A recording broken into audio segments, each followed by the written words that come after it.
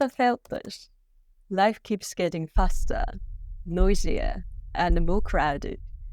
And before we realize it, our senses become a little numb. But here's why we need to pay attention to this. In a world where AI can do so many things, one of the key things that makes us unique, something AI cannot copy, is our own aesthetic sense, our personal way of seeing beauty, our own compass for what feels right. So today I want to share two things I consciously practice to develop my aesthetic sense, along with my own stories. Hi everyone, I'm Satomi Takayama. I'm a Japanese artist based in London, but right now I'm back in Japan reconnecting with my roots and gathering inspiration for my future work from the cultures and values that I'm discovering here. Today's video is part 2 of the Why We All Need Aesthetic Sense series. Have you watched part 1 yet? If not, I would recommend watching that first before this one. I'll put the link in the description. In part 1, we talked about more theoretical side. We explored how beauty is something we instinctively seek. And in a world where AI is part of everyday life, understanding what we personally find beautiful is becoming more and more important, both in our personal lives and in business. But I'm sure many of you were thinking, okay, so how do I actually develop this aesthetic sense? So in part 2 today, first, we are going to look at our own aesthetic values by reflecting on our lives so far. And then I'll share 2 methods I recommend for developing aesthetic sense as an adult. This episode is also slower and more personal. I'll be talking quite a bit about my own story, so feel free to just listen like a podcast and use it as a chance to think about your own experiences too. First, before you get into developing your aesthetic sense, I recommend taking time to really understand what your own aesthetic values are. By doing this, instead of being influenced by other people's values and thinking, oh, this might be nice or that might be nice too, you can discover your own unique aesthetic sense. So what actually changes in your daily life when you understand your own aesthetic sense? I feel there are 3 main benefits. 1, you get better at choosing what truly feels right to you. 2, your words and actions become more consistent and memorable. 3, your sense of who you are becomes clearer. This is a bit abstract, right? So let's take a closer look at each one. First, choosing what truly feels right to you. This connects to what I mentioned in part 1 about having your own compass. For example, have you ever bought something just because everyone on social media has it? Or chosen a holiday destination simply because it was popular, not because it genuinely sparked your curiosity? There are times when connecting with others is important, but if you take it too far, you lose sight of what you actually like. You lose what makes you unique. That's why I recommend thinking about the roots of your aesthetic values. I'm going to share my own experiences as an example, talking about the roots of my values. But before I do, there's one thing I want you to keep in mind. Your values and mine can be different. In fact, they should be different. I'm just hoping my story can be a starting point for you to think about your own aesthetic sense. Where does my aesthetic sense come from? What values do I care about? I hope you can use what I share as material to ask yourself these kind of questions. Okay, so let me go back to my childhood. From elementary school through university, I attended the same private school in Japan. Members of the imperial family and various cultural figures attended there. So it was a pretty unique environment that really valued tradition. Looking back now, one thing that became the foundation of my values today was having lots of opportunities to experience authentic, real things. For example, in music class, we got to try various instruments.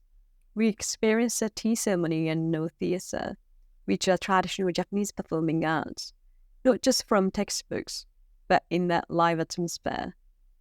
I'm really, really grateful to my parents now as an adult for giving me that kind of culturally rich environment.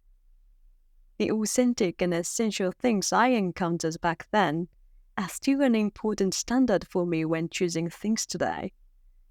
Maybe that's why I love visiting ceramic kilns, hearing directly from the craftspeople and touching their work with my own hands. Also, besides school, I had a chance to try different activities, such as music, sports, calligraphy, and so on.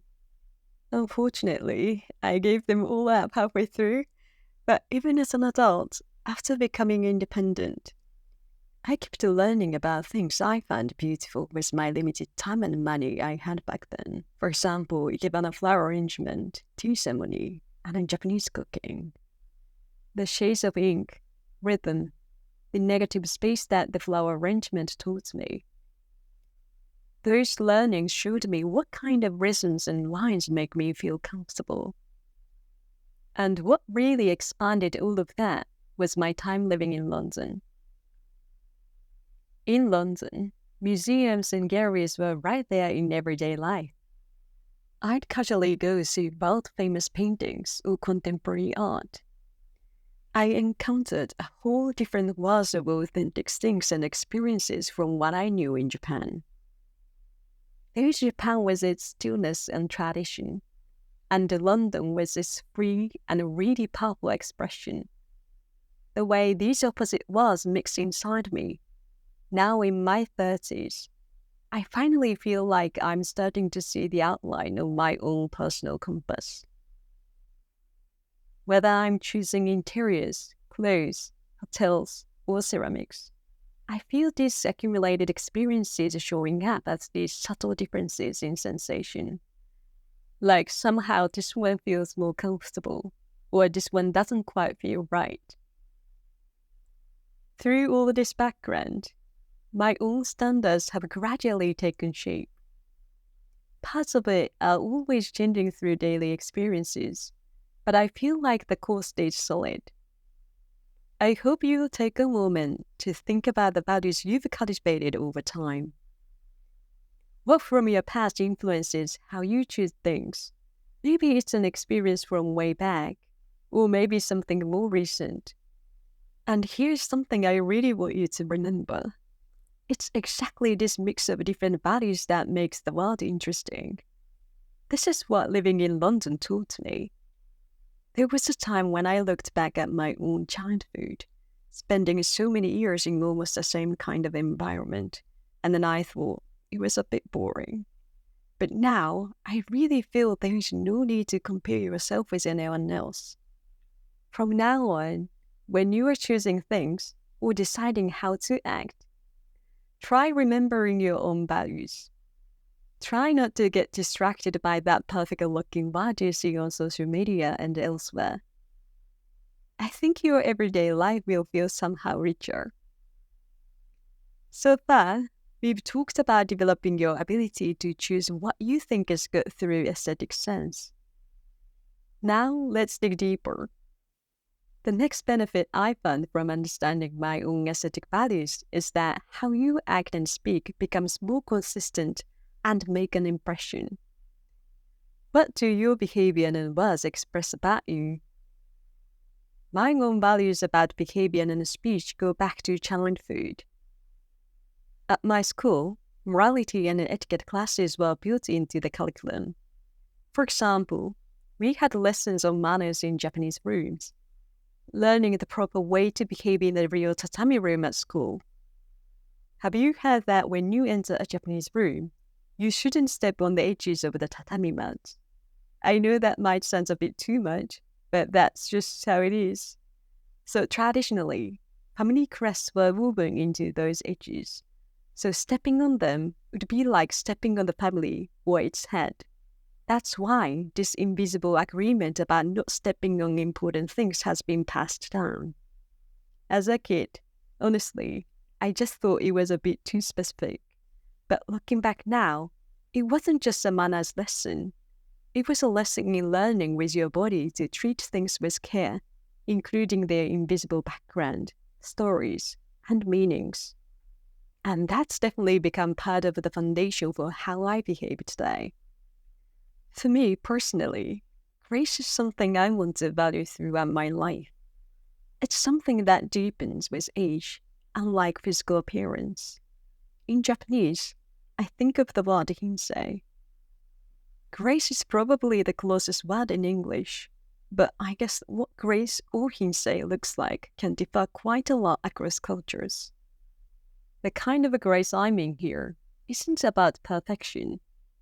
It's simply about trying to treat the people around me, the things, and then myself with as much respect as I can. Even in very small things. For example, throwing rubbish on the streets goes against my aesthetics.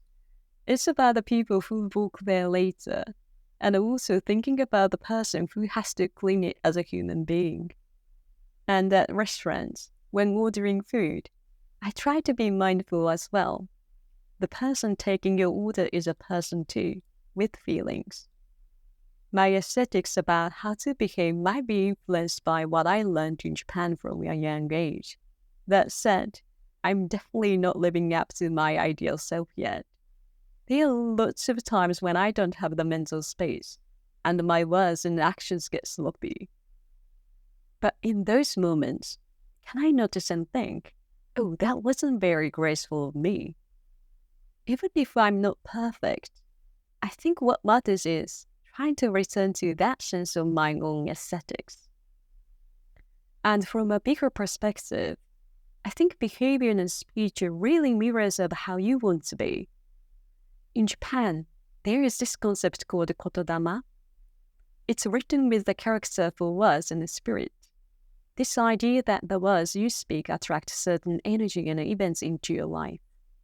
I really believe in that, so I try to be careful about what words I use and how I say them. Words that degrade myself, and also not using negative words towards others, something like that. But please don't misunderstand.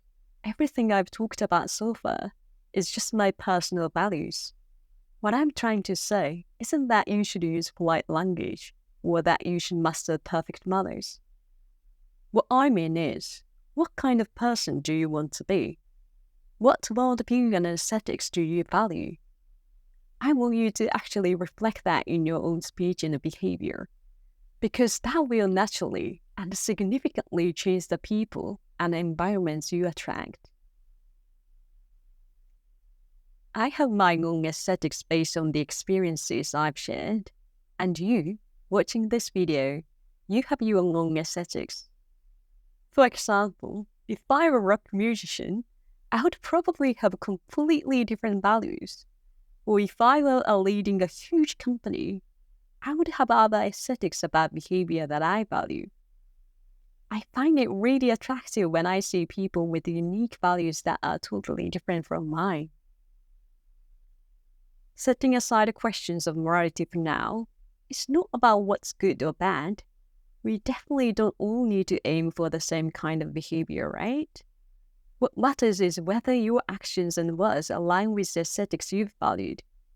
Just being a little conscious of that can help. I feel like that's how your aesthetic sense gets sharper. By the way, starting this YouTube channel made me see myself more objectively than ever before. I've had way more opportunities to think about how I act and speak.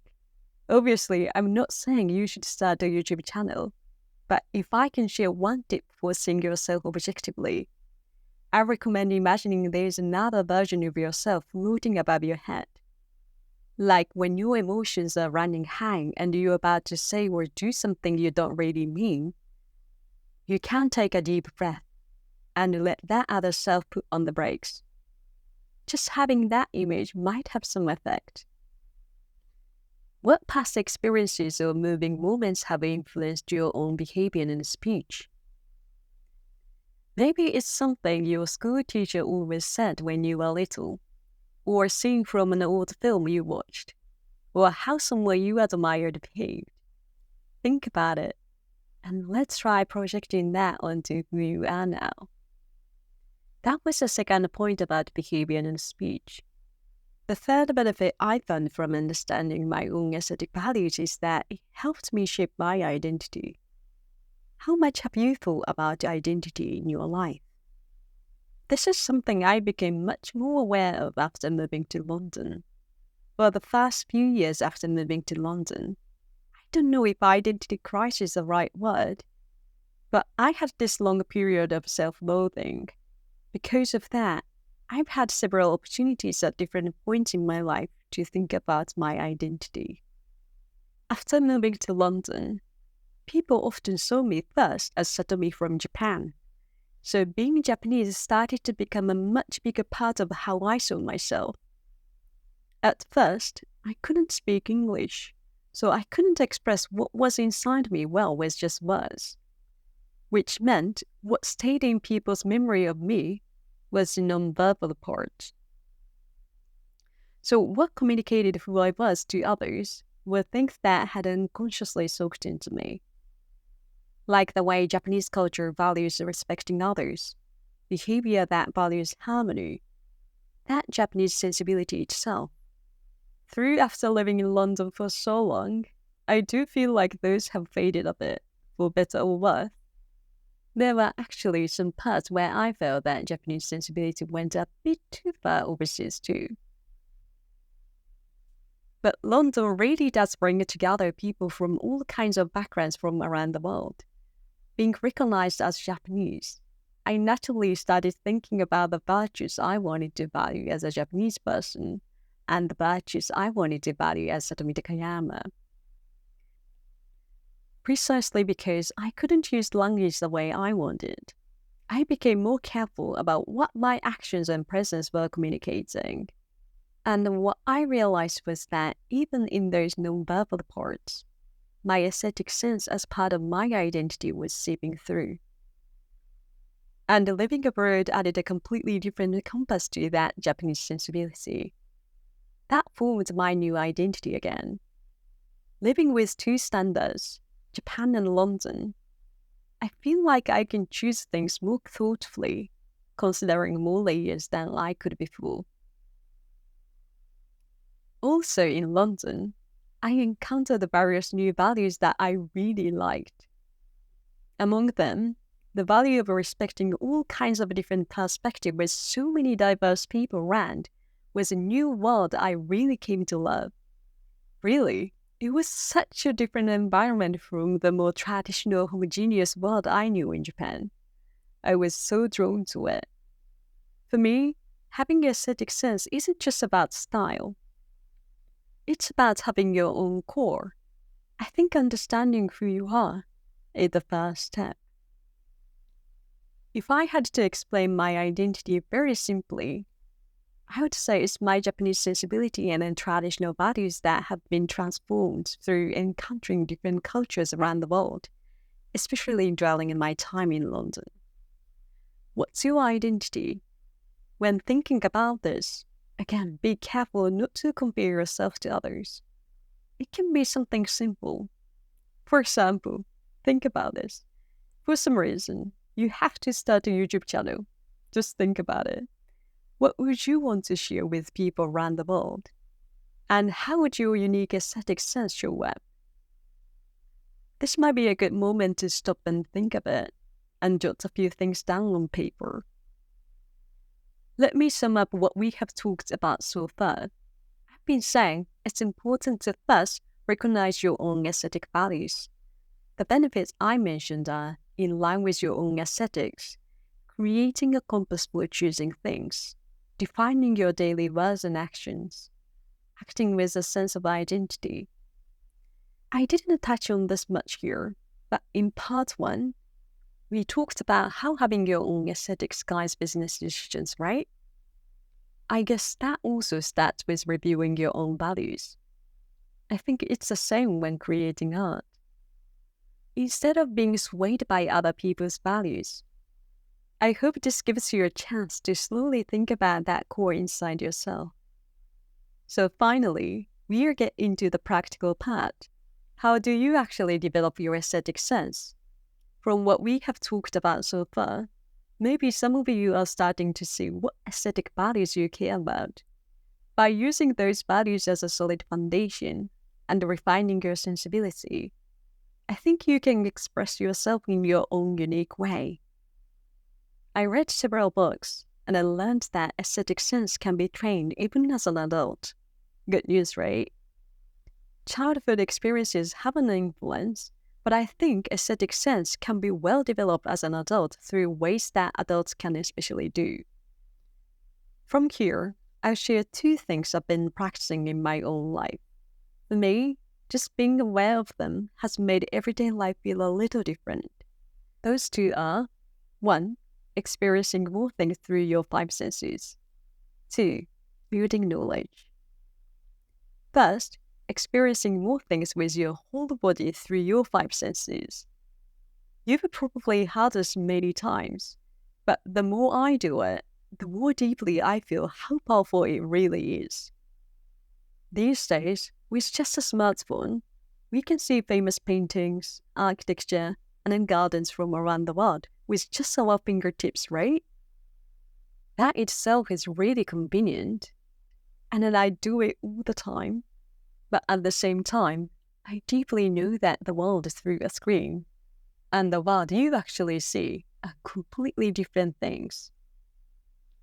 Even with the same painting, the power of seeing it in person, the thickness of the paint, the light in the room, and the paint scent. Experiencing all of that through your five senses versus scrolling on your phone, the quality and an amount of information that you observe are completely different. Whether it's architectural paintings, anything really, we start noticing these feelings. I really like this, or this doesn't quite feel right for me. Going there in person and really experiencing how your body responds. That small accumulation, I think, that's what trains your aesthetic sense. It's like sports training, right? I'm still working on this myself, but for the past 3 or 4 years, I've been consciously investing time and money into these lived experiences. When something seems interesting, or I really want to see it, even if it's a bit far, I try to go without hesitation. By the way, these journeys are entirely self-funded. They are not sponsored or anything. Since leaving my full-time job in London, my budget has been more limited than ever, but I still don't want to give up seeing authentic things with my own eyes if I can help it. For me, lived experience is one of the most important investments. If you can, I recommend keeping the journals wide too. Because sometimes past experiences connect in unexpected ways, creating a chemical reaction that sparks new ideas. Research has shown this is actually how breakthrough ideas happen. I'd show you in a video soon, but I went to Ghana this year because I wanted to see an art scene completely different from the Western one. That experience let me see Western African aesthetics, but more than that, it really broadened how I see the world. It's one of my life's treasures now. That hot air, the distinctive smells, the intensity of the colors, the energy of the people. I still remember it all in random moments even now. If there's a place or event I want to experience once in my life, I've tried to make a point of actually experiencing it with my own body, even if it's far. If there's someone I really want to talk to, even if they are on the other side of the world, I write them an email myself and then go meet them. For example, one person I went to meet was an artist in Miami I admired. That was 2 years ago, and I still remember every detail. The moment I stepped into his studio on that really hot day, already sweating a lot, the overwhelming work he showed me, the moving words he said to me one-to-one, the delicious steak we ate for lunch. Those moments are truly precious to me, especially those experiences that really move you. For me, those are the real learning you can't find in textbooks. They are sensations I'll never forget, and remember vividly even now. Because I think within experiences that touch your heart, there's some kind of beauty in them. Everyone's circumstances are different, but it might be worth reviewing how we are using our limited time and budget, and thinking about whether there are areas where we could allocate a bit more towards real experiences. I didn't start out with this kind of flexibility. It's something I've built little by little on purpose. Precisely because we live in a time when we can feel like we know things just through our smartphones. Those rich experiences gained through our own bodies feel even more valuable now. Knowledge you can get quickly and easily, especially now with AI, can be copied right away. But no one can ever imitate our experiences themselves, right? Of course, there are times when you can't go far away overseas and such, but I believe there are lots of things you can do with your own living area too. For example, what I'm actually doing while I'm in Japan now is visiting nearby gardens, setting aside a day for gallery hopping, and making appointments to visit traditional craftspeople at their workshops. Even when I'm out for something else, if I have a bit of free time, I'll open Google Maps and look for interesting places nearby. So I guess what I have been realizing lately is that it really comes down to awareness. Those small actions that comes from being aware, when they add up over time, I think that's what creates the big difference. And when you are actually standing there, expressing what you feel in your own words and keeping it as notes or even photos, so you can look back on it later. If you were with someone, maybe talk about your impressions on the way home. You don't need to do anything dramatic at first. Just consciously and gradually increase experiences through your five senses with what you can do. That accumulation, I feel, is a very simple but powerful way to develop aesthetic sense as an adult. Start by thinking about what you do on your next day off. Now let's talk about the second point, building knowledge. From here, it's not just about intuition, but about aesthetic sense supported by words and knowledge. The experiences themselves that I just talked about are really important, but if you stop at just the experience, I feel like the effect becomes weaker when it comes to developing aesthetic sense as an adult. Even looking at the same garden, if you know even a little about where it was made, who made it, what philosophy they had, how you feel about that garden becomes much more multidimensional. Even at a hotel lobby, when you know what the architect or designer cared about and their concept, that space doesn't just end up being some nice-looking place. It gets stored in your heart and memory as concrete words. Basically, you can put into words more clearly what you like. For example, if you realize I'm drawn to things with stillness and an empty space, and then that connects to Zen Buddhist philosophy, then next time you are changing something in your interior, maybe you can research artists who express that idea and then think about displaying their work at home, something like that. Once you get put into words, it becomes much easier to recreate it. I'm still working on this myself, but I want to keep that attitude of always learning. Why I came back to Japan and I'm reading lots of Japanese books I couldn't access in the UK is because I couldn't express my aesthetic roots in words. Now that I'm gradually gaining knowledge by reading various books, I feel like I can understand my values better, put them into words, and have more pride in them. And finally, I want to share a method for developing aesthetic sense from that book I mentioned last time. Why do global elites train their aesthetic sense? It suggested several methods, and one that resonated with me was reading philosophy and literature. Reading how philosophers challenged the obvious things everyone believed in their time, or how novelists and poets capture feelings and scenes that are so hard to put into words. When you encounter these different ways of seeing and expressing the world, it helps you step back from your own fixed ideas a bit. And maybe that's how what you find beautiful can gradually expand. To sum up, first, start by building your intuition and body awareness through real five sense experiences. Second, build various kinds of knowledge to put your sensibilities into words. Through the multiplication of these two things, I feel from my own experience that aesthetic sense as an adult develops in the deepest and most stable way. And actually, this is exactly what I want to deliver through this YouTube channel.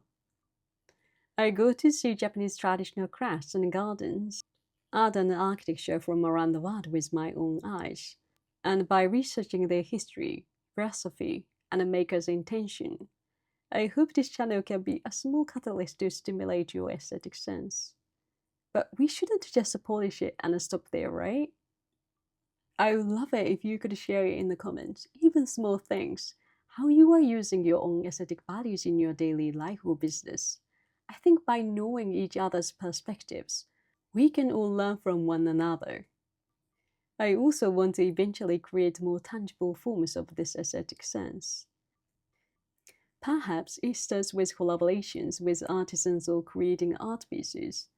And ultimately, my dream is to create a physical space where you can feel the stillness. I'm still figuring out the exact shape it will take, but I hope to share that process of creation with you through this channel. If you found today's video even a little bit interesting, please subscribe to my channel. Having you come along on my journey would mean so much to me. Just that one click on the subscribe button really encourages me, and it is a huge step towards a big project that I'm hoping to make happen. I would really love to have your support. In the next video, I want to dig into something I have been curious about recently. Does how we see beauty differ across cultures? The reason I started wondering about this was when I came back to Japan after a while and was walking around Kyoto. I saw that the international tourists there and I, even though we were looking at the same things, were probably feeling completely different emotions. I want to dig into this question together with you all. Make sure to turn on notifications so you don't miss it.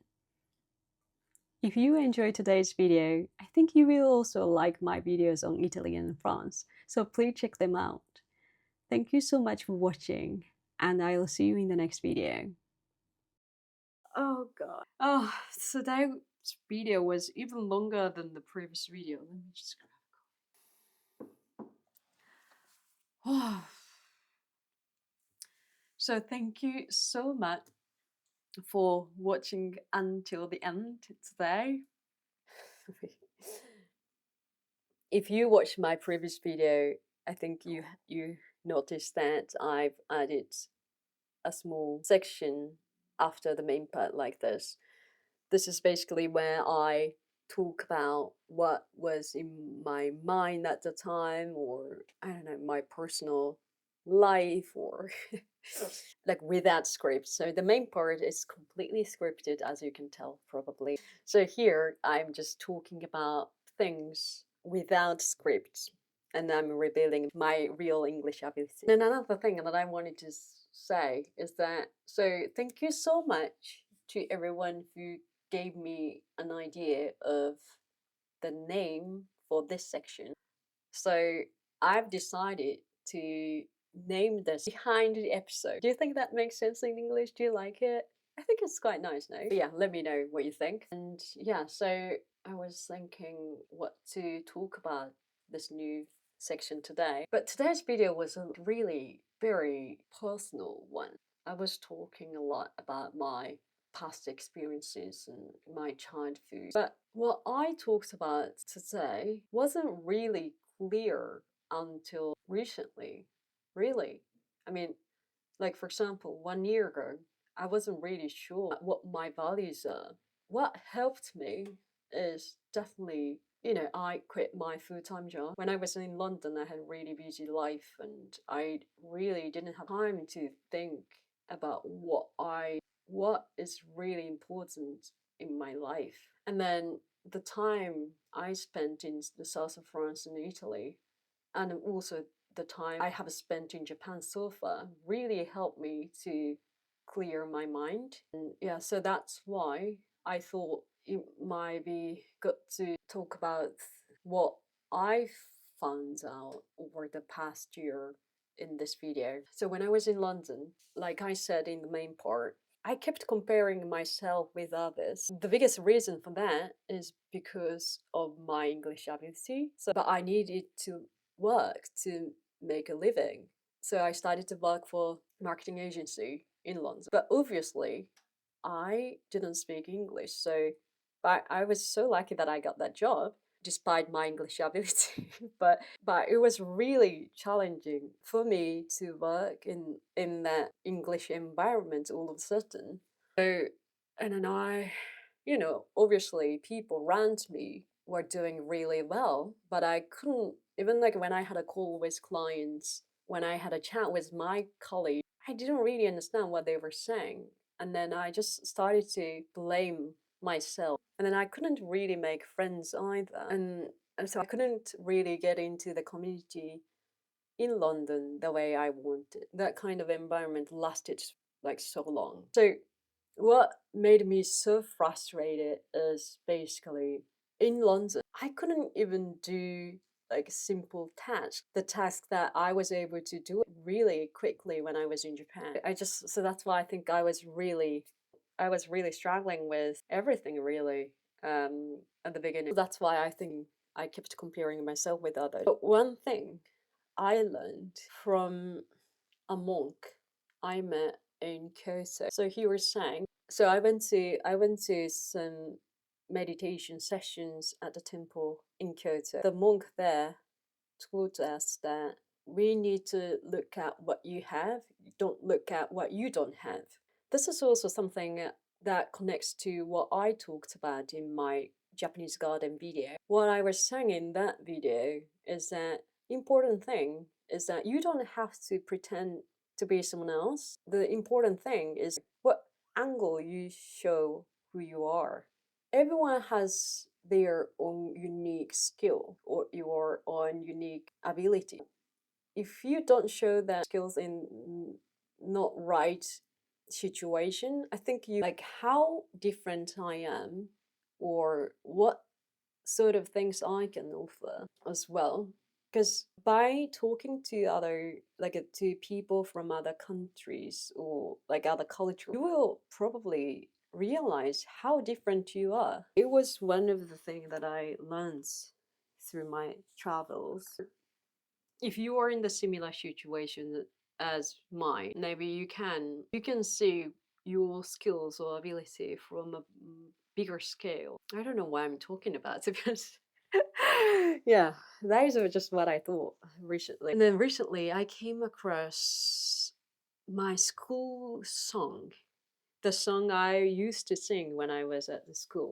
Like, do you have that kind of thing in your country? Like at your school, did you have did they have their own like unique song that all the students sing together? I don't know. We did. I read that lyrics recently, and then I thought that lyrics was something that I was thinking recently, and I thought it might be interesting to share with you. So let me translate it for you because it's written in Urdu language. So as I said, my school is really traditional school. So I didn't even know what it meant when I was singing it as a student, to be honest. But looking at the script now, I can appreciate it more. It's really great, beautiful song. So the title is basically Kongoseki. Kongoseki means diamond. Kongoseki is a name translation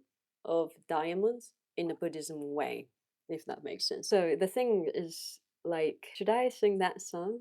I don't know.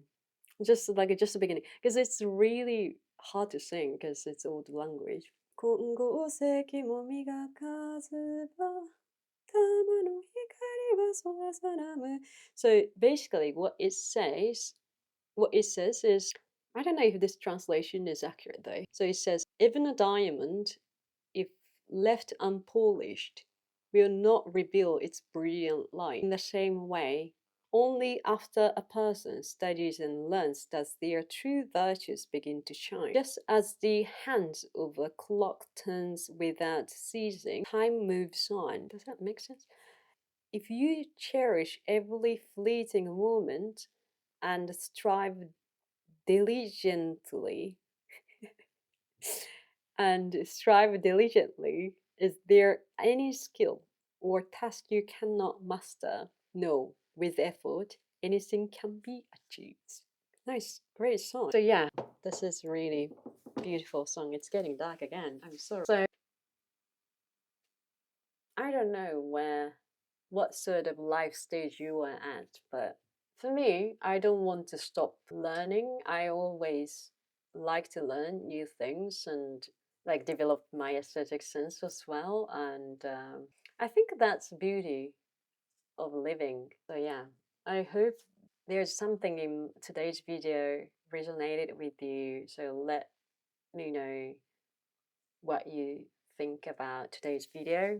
And the next video, as I said, it's very, very niche topic probably. But this is really something I've been thinking recently. And then yeah, I thought I need to explore this topic in depth. So if you could come along with me, then that'll be amazing. So yeah, thank you so much for watching till the end, and I hope you're well, and I will see you in the next video. Thank you.